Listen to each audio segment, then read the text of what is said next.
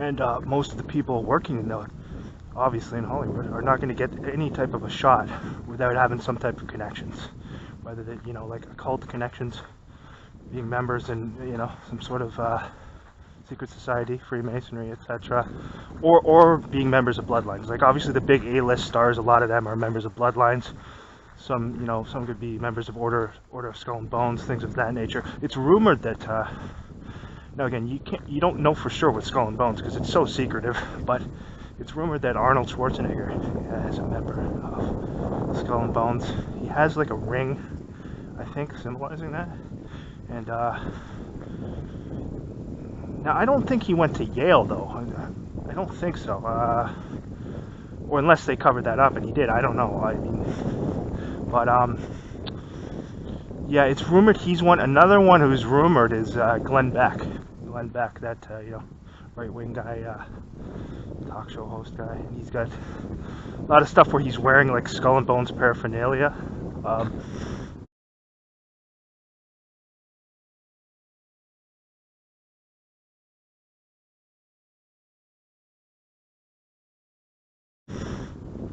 So he's definitely, I mean, of course, Skull and Bones deeply intertwined with the CIA as well. And obviously he's been given a large position of influence because they need to always push the right-left, divide and conquer, fragmenting the two sides, always keeping these two sides apart, always keeping conflict going, always presenting stories that keep this whole divide and conquer thing going. So he's obviously a big part of that and has been for a long time. And you can tell with some of these guys, the ones who are high-level members, whether they're not all Skull and Bones or whatever, but even just ones that are high-level Freemasons, you can just tell how arrogant they are. And with him, it's just this extreme smugness and arrogance, because these are people who, even when they're trying to, portray these acting roles, they're used to having, they're not used to people saying no to them or disagreeing with them or anything. And, that shines through. They can't conceal that even when they're trying to play these acting roles. So look at him, Glenn Beck, extremely arrogant, smug. Look at like Gene Simmons, people like that. Look at Simon Cowell. All of them the same personality, this arrogant, I'm the most important person in the world thing. People who love hearing themselves talk, You can tell who the high-level members are because they know there's going to be no repercussions. No matter what they do, they can say whatever they want. And you're not going to debate anything with them or have your opinion heard. They're just going to talk over you and it's my way or the highway. Those are the types of people they are. You can tell, right? And you could probably tell, too, that if someone who is a part of the little stage play would get out of line and disagree with them or something, or say something to them, they could probably have that. Yeah, like if somebody like that gets out of line, I wouldn't doubt that one of those people could have them knocked off in a heartbeat. For sure, like one of the high-level people. That's why they're so smug and arrogant, because they know they can do that.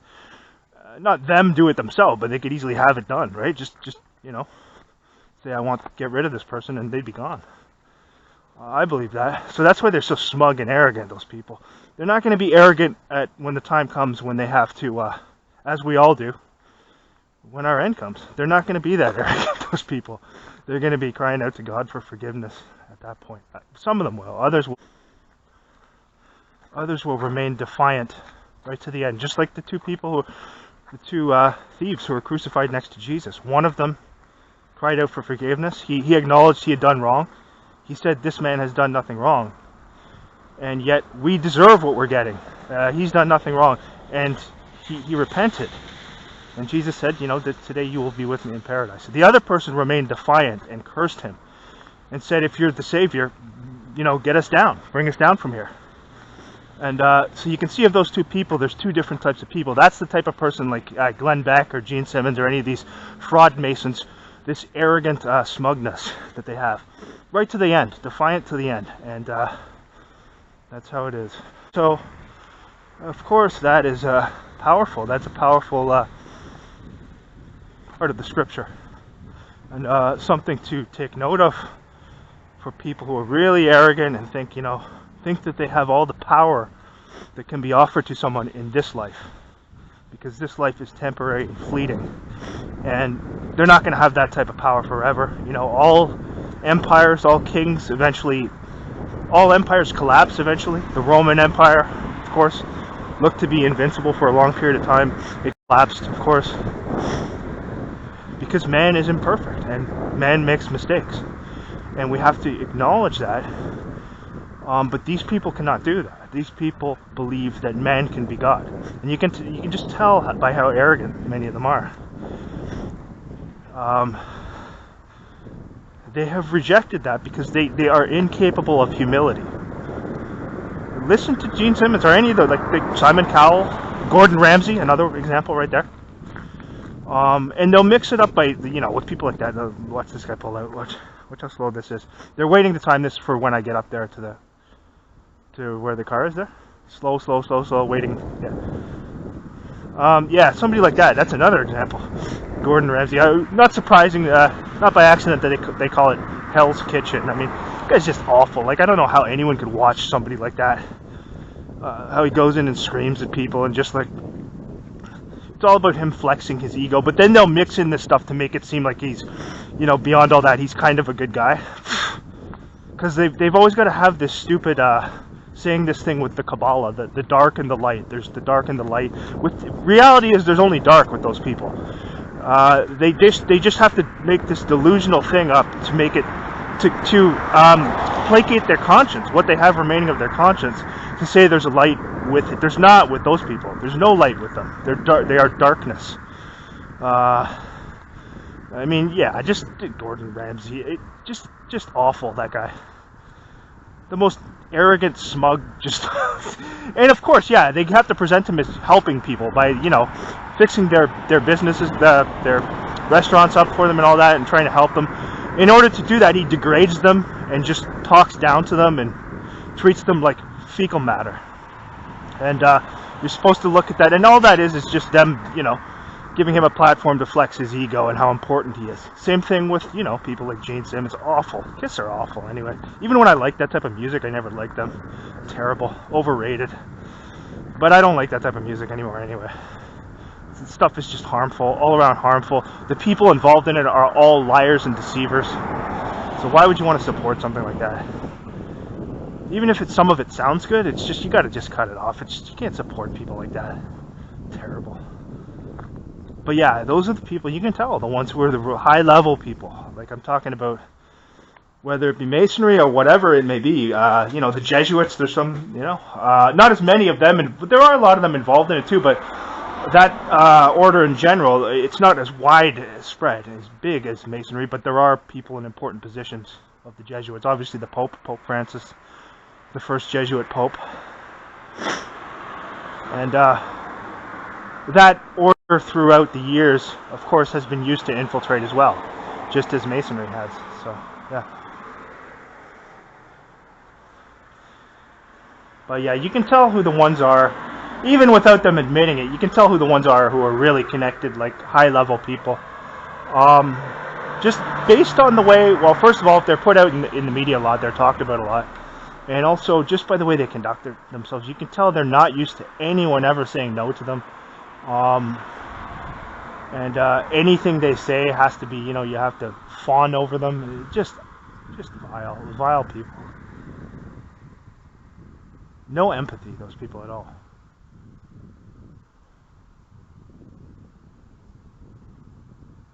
But they have to present something to make you think that they have, some sort. That's why they have to present Gordon Ramsay as like he's trying to help people. The whole point of that show is to have him degrade people and shout at them and just treat them like garbage. That's the main part. That's what he likes about doing it, is that aspect of it, because he's, a narcissist, control freak. And of course, like most of these high-level people who are from occult circles, here's a one headlight car here. There's your first one headlight car of the night. See, a little bit of the side of the light is on. Yeah, so you can tell who the ones are who are the really high-level ones. And they're all throughout, like the music industry, Hollywood, anything that is influential on the culture, right? That is, of course, the intelligence agencies control things that influence the culture. And they're the ones who decide who gets their quote-unquote big break. Now, again, a lot of those people who get in and all that, the ones who are A-listers, many of them are from bloodlines. But the ones who just, middle of the pack, obviously members of lodges and things like that. But to get there, of course, those people have to be compromised too. There's going to have to be something that they have on those people, whether it's sexual blackmail or something like that, to compromise them, so that if they do ever go against the program, they'll be ruined. Well, not only they'll probably be put on a list and maybe killed, but if not killed, their life will be ruined, and just with slander and things like that. So that's why there's not too many of them that end up, after they get in, going against it. Yeah, so you can tell who those people are, right? The ones who are high level, it stands out like a sore thumb. To me, anyway, if you're aware of this stuff. Because you're absolutely not, under any circumstances, going to get any type of, show that's promoted, or any type of acting gig, where you're, widely seen, unless you're a member of one of these societies, unless you have gone through their rituals and all this stuff. That's just a fact. There's nothing random. There's nothing where you put in a lot of hard work and, I got my big break because I just worked hard. Yeah, sure. No, you didn't. And most of the people who you see, who they portray as heroes, like Arnold Schwarzenegger, all these people, of course, when I was a kid, I used to like a lot of his movies and stuff like that. Stallone, of course, Rocky, and all those people. Behind the scenes, I mean, you know who they are. You know who those people really are. It's the total opposite. Because you know what they had to do to get there. You know what they had to be a part of to get there. No one gets anything on the world stage without being a member of one of these societies, without, so to speak, selling their soul. That's just a fact. So...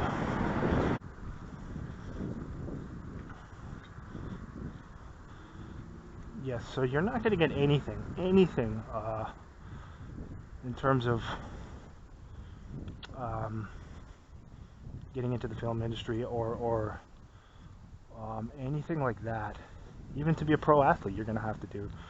I don't know how many. What they might do with them is they have to spot talent, because you do actually have to have some talent to play some of these pro sports. It does require, you have to be gifted as an athlete. So what they do is they probably spot them young and then have them become involved in whatever it may be, whether it be masonry or whatever secret society, or have them do some things to kind of ensure that they're locked in. And then they'll say, okay, we'll give you that. Then you've made your deal. And then you get your spot on the world stage.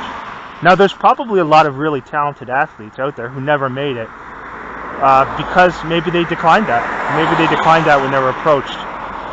And so you're not going to get to the big leagues, so to speak, if you decline that offer, even if you're really talented. I'm sure of that. I'm sure there's really talented athletes who never got through because of that. And same thing with musicians and things like that. Of course, they're going to spot people who they think, may be talented. Not now as much anymore, because the music now is just absolutely awful, and they're not even trying to hide it anymore. That stuff. But back, a few decades back, they had to try to at least make music that was half decent, because they didn't have the type of control they have now with everything that influences us as much. Before the internet, they didn't have that type of control, so music was an important aspect of controlling the culture. It still is, but not quite as important as it was prior to the internet.